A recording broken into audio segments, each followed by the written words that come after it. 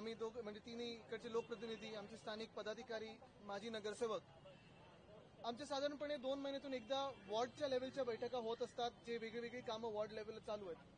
पण एक आहे की आज आपण पाहत असाल, पाऊस मे मध्ये 2दा सरी येऊन गेल्या, मोठ्या सरी येऊन गेल्या, मुंबई तुंबली होती. आणि मग पुढच्या 4 महिन्यासाठी आता पावसाळ्यापूर्वीची बैठक नाही तर पावसाळ्यामधली बैठक ही आम्ही घेतलेली आहे. कारण कुठे पंपची गरज आहे, कुठे मेट्रो सोबत बोलणं गरजेचं आहे, कुठे म्हाडा सोबत असेल, पीडब्ल्यूडी सोबत असेल, रस्त्याची कामं कुठपर्यंत झालेली आहेत, ह्याचा सगळ्याचा आढावा घेतला. आणि इथून आता पुढे आम्ही डेअरी कमिशनरला भेटत आहोत, कारण वर्लीमध्ये डेअरी टेनमेंट आहे, तिथे एक मोठा पत्ता आपण पाहत आहोत. आम्ही फंड आणल्यानंतर त्याचं रिपेअर झालेलं आहे आणि दृश्य स्वरूपात ते बदलत आहे. डिलॅपिडेटेड बिल्डिंग होत्या, ते रिपेअर झालेले आहेत आणि पुन्हा एकदा डेअरीचा स्टाफ इथे राहायला लवकरच येणार आहे. त्याच्या आधी कुठपर्यंत तयार झाली आहे याची आम्ही पाहणी करणार आहोत. आज सगळ्यांचं लक्ष आहे ते तुमच्या संध्याकाळच्या भाषणाचं एक मेसेज गेलेला आहे की आपण मुंबईची तयारी महानगरपालिकेची केलेली आहे. काय नेमकं प्लॅनिंग आहे? ते भाषण आता इथेच केलं तर मग संध्याकाळी कोण बघणार? मुंबईसाठी काय विशेष प्लॅनिंग? बघा, संध्याकाळी एक महत्वाचा विषय आहे, तो म्हणजे अदानी समूह आणि भाजप जसं मुंबई गिळत चालली आहे त्याच्यावर आम्ही जे काही सत्य आहे ते लोकांसमोर आणणार आहोत. कुर्ल्याची जी जागा गेली, कुर्ल्याची रेल्वे अपघात झालेला आहे, त्याच्यामध्ये 8 पेक्षा अधिक लोकांचा मृत्यू झालाय, जखमी देखील अनेक आहेत. बघा, एक महत्वाचा प्रश्न हाच आहे की रेल्वेचे अनेक अपघात या देशात घडत आहेत.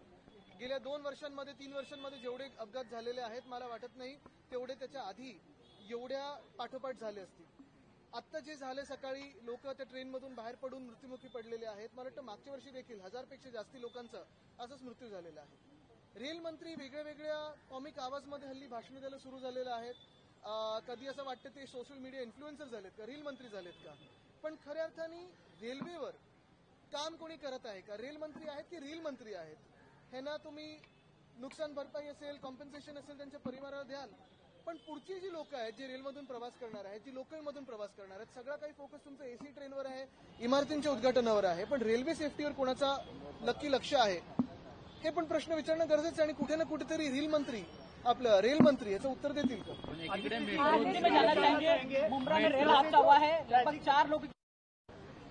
दुर्भाग्यपूर्ण है लेकिन नया नहीं है. पिछले कई सालों में आप देख रहे हो बहुत सारे हादसे ऐसे ही रेलवे के साथ होते हैं, लेकिन जिम्मेदारी कोई लेता नहीं है. रेल मंत्री है कि रेल मंत्री ये पता नहीं है. सिर्फ इनॉग्रेशन करो, अलग अलग आवाज में कोई कॉमिक भाषण दे दो, लेकिन जो असली मसले हैं रेलवे के, जो मुद्दे हैं, उसी पे उनका ध्यान नहीं है. ये दुर्भाग्यपूर्ण है.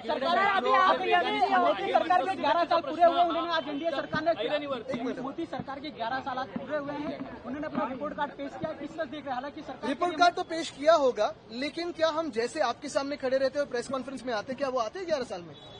अमेरिका की मीडिया के सामने एक बार आए, लेकिन ऐसे कोई आता है क्या सामने? 11 साल में भ्रष्टाचार किया है और बिल्कुल 11 साल में ऐसे भ्रष्टाचार दूर किया है कि सारे भ्रष्टाचारी लोगों को भाजपा में लिया है. यही उनका काम रहा है. वॉशिंग मशीन में गए. चंद्रहार पाटिल का आज शिवसेना या शिंदे गुट में प्रयोग कैसे देखते हैं आप? देखिए, देखते नहीं, लेकिन कभी कभी यही सोचते हैं कि ऐसे लोगों के लिए जिन्होंने हमने देखा, जिनको हमने पार्टी में लाया, एक उनको सामाजिक स्तर पे उनकी पहचान बनाई, जिसके लिए हमने अपने मित्र पक्ष से भी एक सीट ले ली. अभी यही ऐसे लोग जा रहे हैं खुद के कुछ स्वार्थ के लिए, तो क्या इनमें दिल है या नहीं है, ये कभी कभी सवाल आता है. बाकी कोई इम्पैक्ट नहीं होता, लेकिन ये उनकी छवि पे, उनके मन पे, उनके दिल पे बहुत सारी बातें कहते जाते हैं. महाराष्ट्र में जिस प्रकार से विधानसभा चुनाव हुआ है, क्या राहुल गांधी कह रहे हैं कि महाराष्ट्र राहुल द्रविड़ के गांधी कौन? राहुल गांधी ये कह रहे हैं कि मैच फिक्सिंग हुआ है. क्या बिहार में भी आपको लगता है कि गड़बड़ी हुई चुनाव में? देखिए, मैं यही कहना चाहता हूं कि मैं पहले से ही कहता आया हूं, ईसीआई का मतलब है entirely compromise commission of India. मैं ये भी कहता आया हूं कि इलेक्शन कमीशन का पूरा काम भाजपा के दफ्तर से ही होता है.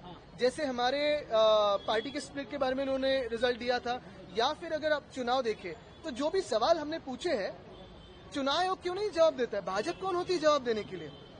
यानी तीर मारा है चुनाव आयोग को, लगा है भाजपा को.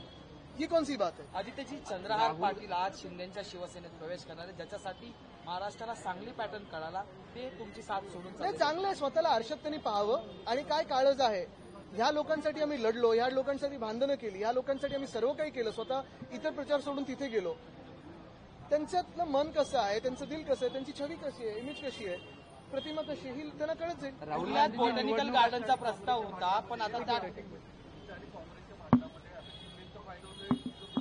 बघा, जे पळून गेलेत मला त्यांच्यावर बोलायचं नाही, पण महत्वाची गोष्ट हेच आहे की जे पळून गेलेत त्यांच्यामुळे मुंबई ही अदानीच्या घशात चाललेली आहे.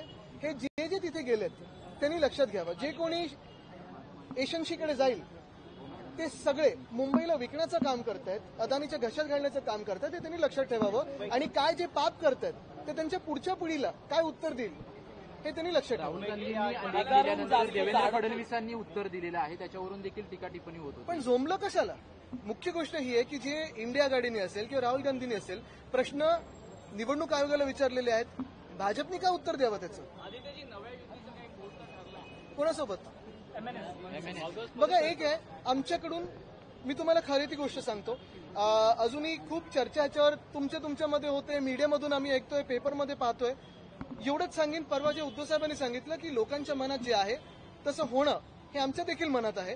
आणि मी तुम्हाला पुन्हा एकदा सांगतो, एका पक्षाशी नाही तर जे कोणी पक्ष मराठी माणसासाठी लढत आहेत, मुंबईसाठी लढत आहेत, महाराष्ट्रासाठी लढत आहेत, त्यांना सोबत घेण्यासाठी आम्ही तयार आहोत. मतलब मनसे और शिवसेना साथ रहेगी, मनसे और शिवसेना साथ रहेगी.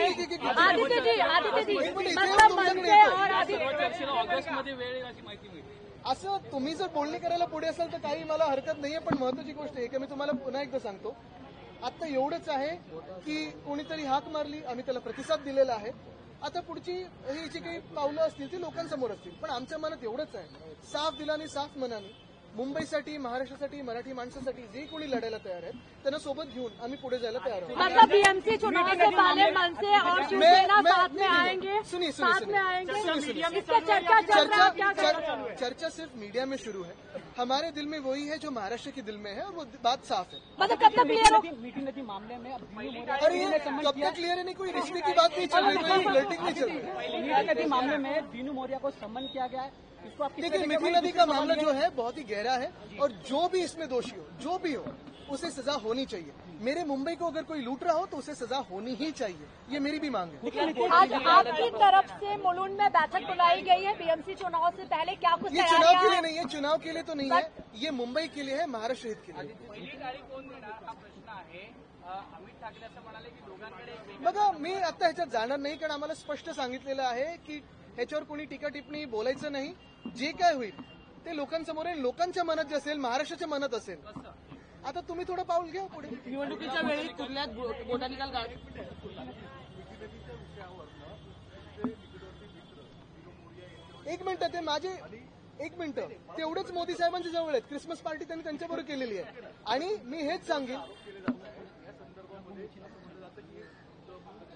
गेली 3 वर्ष सरकार कोणाचं आहे? पण गेली 3 वर्ष सरकार कोणाचं आहे? आणि महत्वाची गोष्ट ही आहे की आत्ता जो पाऊस पडून गेला, आत्ता जी मुंबई तुंबली, आत्ता जे सगळं घोळ झाला, मेट्रोची जी भिंत पडली, मेट्रोच्या स्टेशनमधली भिंत पडली, कोल्हापूरमध्ये मेट्रोची एक स्लॅब पडली आहे, कोण दोषी आहे? आणि त्यांच्यावर पण तेवढीच कारवाई झाली पाहिजे. जे कोणी मुंबई लुटत असतील त्यांच्यावर स्पष्टपणे कारवाई झाली पाहिजे, ही माझी देखील मागणी आहे. कुर्ल्यात बोटॅनिकल गार्डनचा प्रस्ताव जो आहे तो निवडणुकीच्या काळात चर्चेला आला, पण आता धारावीकरांचं स्थलांतरण तिथे होताना पाहायला मिळत आहे.